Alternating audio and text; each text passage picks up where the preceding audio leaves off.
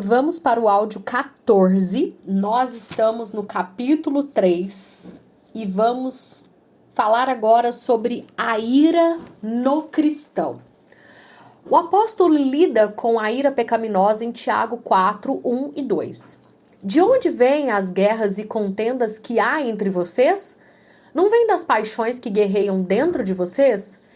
Vocês cobiçam coisas e não as têm, matam e invejam, mas não conseguem obter o que desejam. Vocês vivem a lutar e a fazer guerras. Tiago acusa seus leitores cristãos de exibirem várias formas de frutos da ira. Ele fala de matar, cobiçar, guerrear e lutar. Embora a referência matar possa indicar homicídio, mas provavelmente alude à definição feita por Nosso Senhor no Sermão do Monte, da ira como equivalente moral do assassinato, conforme Mateus 5, 21, 22 e conforme 1 de João 3, 15. Mais adiante, Tiago acrescenta os pecados relacionados de maledicência e juízo. Irmãos, não falem mal uns dos outros. Quem fala contra o seu irmão ou julga seu irmão, fala contra a lei e a julga. Quando você julga a lei, não a está cumprindo, mas está se colocando como juiz. Há apenas um legislador e juiz, aquele que pode salvar e destruir. Mas quem é você para julgar o seu próximo? Tiago relata com tristeza que tudo isso ocorre dentro do corpo de Cristo, a igreja.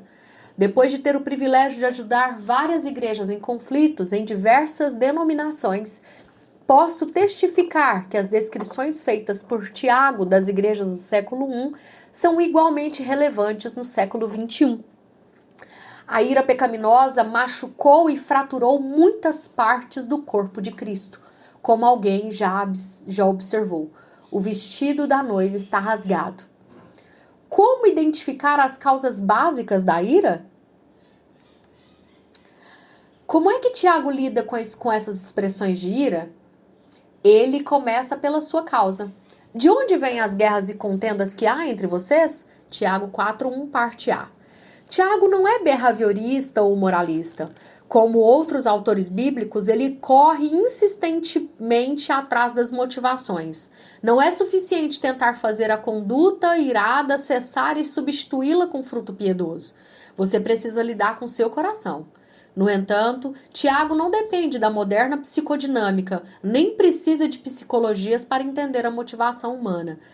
A causa não se acha em forças esotéricas inacessíveis que espreitam em alguma região interior da alma do indivíduo. Tiago não é nenhum behaviorista, nenhum psicanalista. E embora nos convoque a resistir ao diabo no versículo 7, ele não culpa o diabo por nosso pecado. Verifique a análise do apóstolo para a causa básica da ira. Não vem das paixões que guerreiam dentro de vocês? Vocês cobiçam coisas e não as têm, matam e invejam, mas não conseguem obter o que desejam.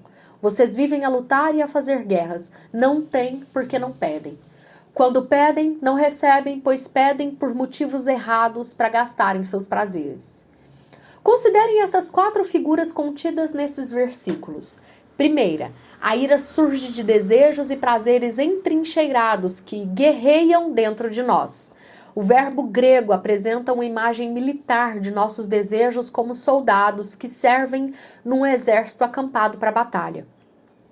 São tropas entrincheiradas, estabelecidas e posicionadas para a luta que não cedem nem se entregam com facilidade. De igual modo, 1 de Pedro 2,11 descreve os desejos pecaminosos que guerreiam contra a alma. É uma guerra espiritual no coração, a batalha da carne contra o espírito, conforme Gálatas 5:16, 26. Além disso, nossos desejos ou vontades dominantes não satisfeitos produzem ira. Como veremos abaixo, o contexto implica que o problema com esses desejos é que eles nos dominam ou controlam. Ao final, se não foram impostos em xeque, produzem pecado e morte, conforme Tiago 1, 14 e 15. A terceira figura indica que a ira surge da cobiça. Como os termos anteriores, o verbo cobiçar pode referir-se a uma busca piedosa ou uma inveja ímpia. como é o caso nesse contexto. O 10º mandamento, não cobiçarás, nos expõe corações cobiçosos e gananciosos, geram conflitos. Por fim, com base no versículo 3, a ira procede de motivações egoístas. Tiago adverte contra orarmos para desfrutarmos de prazeres pessoais. O coração pecaminoso busca agradar-se a si mesmo mais do que agradar a Deus. Busca o seu próprio reino, não o de Deus. Não ora em nome de Cristo de acordo com a vontade de Deus. Não é à toa que a Alicia, no romance de Sousenstein, esse nome eu não estou conseguindo falar, não ora por porções ou rações, mas para que Deus remova as escórias da ira de nossos corações. Note que tanto em Tiago 4:3 quanto no caso de Alicia, até mesmo a oração pode ser rapidamente subvertida de modo a servir a fins egoístas. O próprio dom e privilégio que Deus concede pode facilmente tornar-se o meio pelo qual nossos corações pecaminosos se expressam. Como veremos no capítulo 7, quando Deus não nos concede aquilo pelo que oramos, facilmente nos iramos contra Ele. Como podemos determinar se nossos desejos são pecaminosos? Uma resposta óbvia é quando desejamos um objeto pecaminoso, ou seja, quando aquilo em si é proibido. Desejar algo que está intrinsecamente mal, que seja intrinsecamente mal ou explicitamente proibido, é naturalmente pecaminoso. Toda a percepção que Tiago nos oferece é ainda mais profunda. Um desejo também pode ser pecaminoso quando é desordenado ou egoísta. Em outras palavras, é possível desejar demais um objeto bom e legítimo. O problema não se acha em querer algo, mas em querê-lo em demasia. Não é o que queremos, mas o quanto queremos. Por que razão cremos que este é o sentido tensionado por Tiago? Porque no versículo 2 ele apresenta a possibilidade de que Deus conceda o item desejado, se os leitores satisfizerem as suas condições, etc. Certamente o Deus de perfeita bondade não concederia algo inerentemente mal a seus seguidores, conforme Tiago 1:13 e 17. Embora Tiago não especifique o objeto desejado nos versículos 1-3, alguns comentaristas sugerem com base na linguagem escolhida que o objeto é dinheiro. Certamente isso se encaixa no contexto. O dinheiro, é claro, não é intrinsecamente pecaminoso, embora alguns pregadores modernos digam que o dinheiro é a raiz de todos os males. O que 1 Timóteo 6,10 diz, na verdade, é que o amor ao dinheiro é a raiz de todos os males. E que viver ansioso por dinheiro conduz à apostasia. Não é o dinheiro, mas o amor a ele que é pecaminoso. O dinheiro é uma coisa boa. Um desejo desordenado por ele é mau. Portanto, o que Tiago 4, do 1-3 ensina é que nossa ira procede dos desejos pecaminosos que dominam o nosso coração. Tais desejos nem sempre são por coisas ruins, mas por coisas boas que desejamos exageradamente. Reflexões de Agostinho sobre sua infância. Já vimos onde começa a ira pecaminosa, no coração humano. Mas quando é que ela emerge? Quando é que esse problema surge no coração humano? A partir da concepção. Sei que sou pecador desde que nasci. Sim, desde que me concebeu minha mãe. Salmo 51:5. Agostinho de Hipona entendia essa dinâmica. Veja a descrição de seu coração exigente, quando ainda bebê, em seu primeiro livro das Confissões. Pais, permitam-me alertá-los antecipadamente que o próximo parágrafo poderá revolucionar a maneira com que vocês enxergam seus bebês. Depois de agradecidamente reconhecer Deus como provedor último, usando como instrumento sua mãe e sua ama, Agostinho escreve: a essa altura eu só sabia mamar, repousar no que me agradava e chorar por causa do que ofendia minha carne, nada mais. Depois comecei a sorrir, primeiramente dormindo, depois acordado. Assim é que me foi dito a meu próprio respeito e nisso acreditei, pois vemos que o mesmo acontece com outros nenéns. embora eu mesmo não o recorde. Assim, pouco a pouco, passei a tomar consciência de onde me achava e comecei a expressar meus desejos àqueles que podiam satisfazê-lo.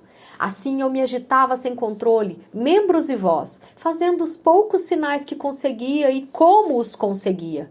Ainda que bem pouco semelhantes, a fim de indicar o que desejava.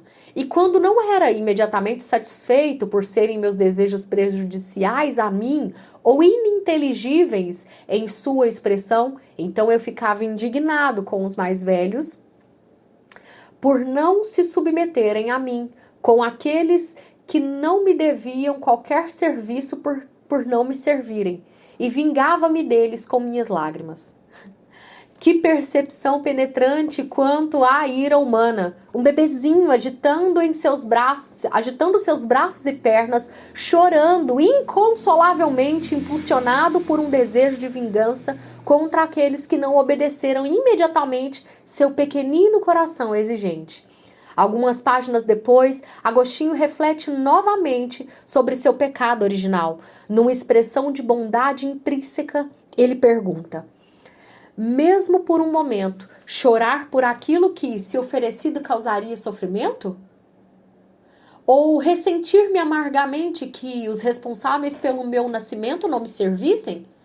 Que muitos outros, mais sábios do que eu, não me obedecessem ao sinal de meu bel prazer?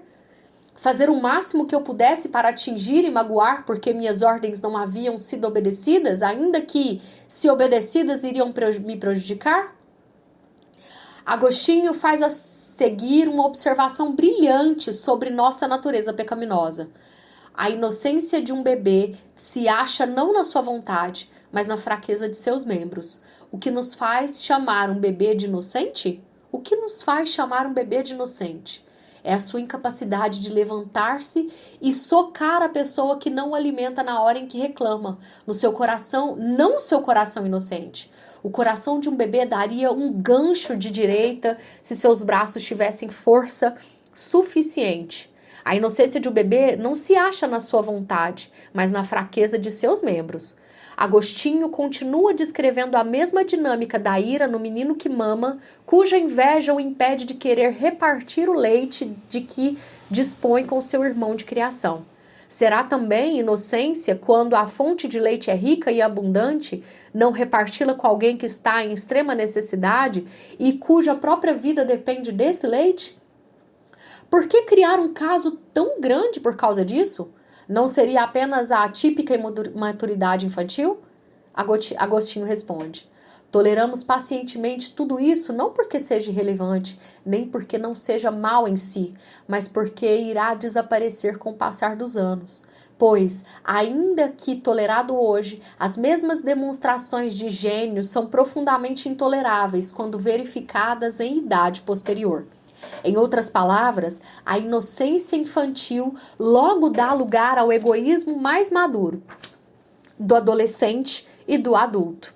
Quando os membros anteriormente inocentes da criança se tornam tão desenvolvidos quanto seu sempre exigente coração, preparem-se para a demonstração de ira plenamente desenvolvidas. E assim nós concluímos o áudio 14.